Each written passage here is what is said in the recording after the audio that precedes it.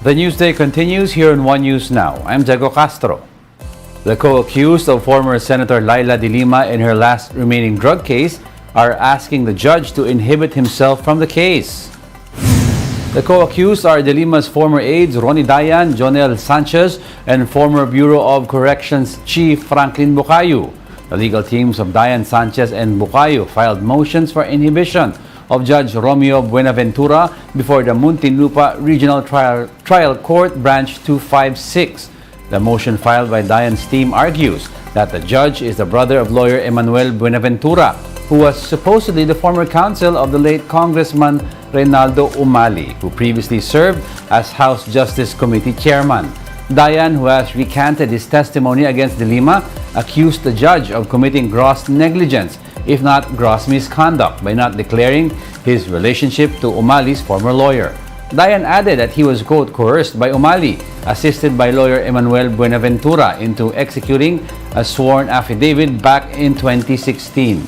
Judge Buenaventura earlier dismissed de Lima's petition for bail. And on that, de Lima's camp has also filed a motion for reconsideration, noting that the Muntinlupa court committed, quote, grave but reversible errors on not granting bail based on humanitarian grounds. De Lima was acquitted in her second drug case last month. President Bongbong Marcos has extended his condolences for the death of veteran lawmaker Rodolfo Biazon.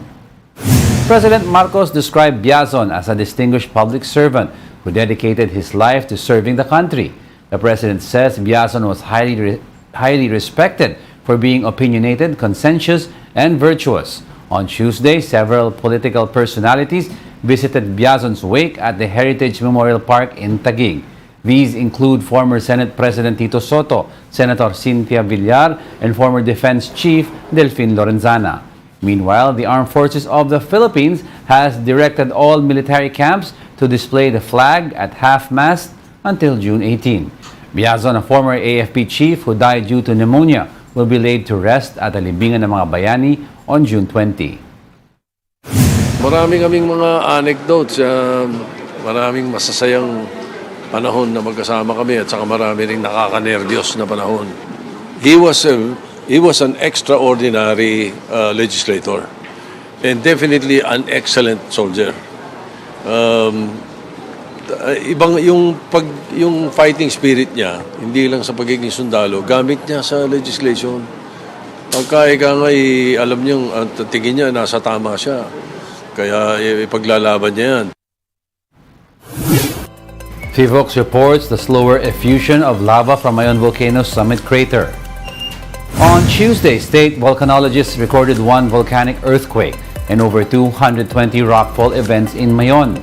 Despite the volcano's unrest, some tourists headed to Albay to witness the Mayon's glowing summit. The Albay LGU set up 20 safe viewing sites for tourists, which could be found in Daraga, Camalig, Legazpi, and Ligao. PHIVOLCS says the volcano's unrest could last for months based on historical data. Currently, over 14,000 residents are currently staying in evacuation centers. Some barangays within the 7-kilometer danger zone have implemented forced evacuations, including Barangay Fidel Sortida. Sa kasalukuyan po, patuloy pa rin yung pag-aalboruto ng Mayon Volcano. Patuloy pa rin yung pagdaloy o pagbaba ng mga lava flow. Meanwhile, President Marcos is set to visit Albay today. Santo Domingo Mayor June Aguas wants to ask the President for support on their plan to provide permanent and safe relocation sites for evacuees. We'll be back with more stories after the break. Keep it here on One News.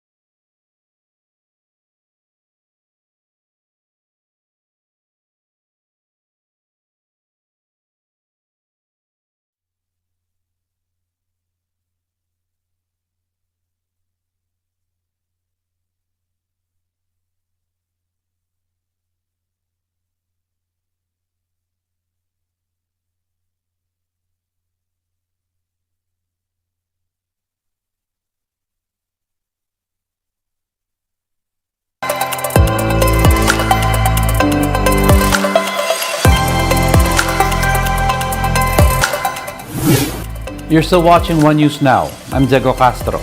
The BRP Francisco Dagohoy has arrived at the Pag-asa Island to deliver livelihood equipment for fisher folk. This marks the first time that the BRP Francisco Dagohoy has docked on the island, which faces the West Philippine Sea. The PCG reports that it took the vessel around 30 hours to reach Pag-asa Island due to rough sailing conditions. The vessel reached the island on Tuesday afternoon. According to the Philippine Coast Guard, the BRP Francisco Dagohoy received no radio challenges and was not tailed by foreign vessels during the entirety of the trip. However, the PCG notes that the crew spotted one unidentified white vessel and 8 foreign fishing vessels as they moved closer to Pag-asa Island. Authorities were unable to pinpoint the origin of the vessels. Wala po tayong nakita ng mga ibang military vessel o coast guard vessel na ibang countries na pumupuntot sa atin at nagsashadow. Pero meron po mga sightings. May mga sightings at malayo sa pre-platted course natin. Considering yung naging weather, ma'am, siguro yung ibang vessel na nandito sa area, siguro nag-secure sila, ma'am, because of the rough sea condition. President Bongbong Marcos has ordered the Water Resources Management Office to address flooding in Metro Manila and other areas. Marcos Jr. tasked the WRMO to come up with a comprehensive plan for the construction of water impounding facilities and other efforts. He added that the government is now looking for locations outside NCR for large impounding areas to control water flow and avoid flooding. Other major flood control projects on the pipeline include flood protection infrastructures and the Central Luzon Pampanga River floodway. Pinapatignan ko kung paano kailangan, ano pa yung dadagdag natin. Malaki bilyon-bilyon na ang ginagastos natin para maglagay ng mga dike, maglagay ng mga waterway, mga spillway, pati pumping station dito sa NCR ay napag-usapan namin para mas marami at maging mas efficient ang paglabas ng tubig. And those are the top stories of the hour. Join us again at 9:45 a.m. as we continue to monitor the day's biggest stories.